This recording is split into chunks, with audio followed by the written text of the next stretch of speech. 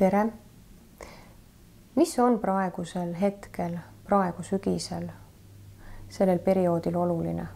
Praegu on sellised energiad, et eriti oluline on jääda iseendaks. Ja kes juba seda mõistavad, seda mõistet, et leida ja olla oma kodusageduses. Ehk siis olla endale sobivas energias, sageduses. Ja suhelda rohkem inimestega, kes siis on sarnases energias, sarnases vibratsioonis, sagedusel. See toetab kõige rohkem. Kõige hullem on praegu kaasa minna teiste energiatega, selliste energiatega, mis ei sobi, mis viivad iseendast kaugemale. See väga väsitab ja kurnab. Et praegusel ajal on piisavalt palju mõjutusi ja piisavalt kõikuv energia, et kõige parem on olla enda tuumaga, oma puhta tundega ühenduses, kuulata oma tunnet ja otsida ja leida enda jaoks sobiv keskkond, et siis jah, pigem vähem suhelda, vältida enda jaoks ebasobivaid energiaid.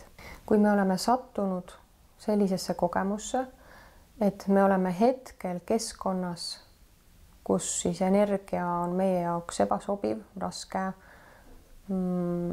viib tasakaalust välja, mingil moel ebasobiv siis on väga oluline leida kohe kontakt oma sisetundega, keskenduda iseendale, olla siin ja praegu kohal ja teadvustada, et mida iganes kõrval räägitakse või mis kõrval toimub, et see on teiste kogemus. Sina ei pea selle kogemusega lõimuma ja sul on püha õigus ja vabadus jääda enda puhtasse energiasse, hoida ja häälestada oma isiklikku energiat. Näiteks võib sellise taotlusega, et ma samastun praegu rahu ja armastuse energiaga. Ja mõttes võib öelda, et lisaks, et mis iganes siis kõrval toimub või räägitakse, kui see on ebasobiv, et see ei ole minu kogemus, see on teiste kogemus. See on nende kogemus. See mind ei puuduta. Ma olen puutumatu selle kogemuse suhtes. Mina olen mina valin rahu ja armastuse näiteks ja ma samastun täielikult praegu rahu ja armastuse energiaga. Rahu ja armastuse puhta energiaga. Aitäh!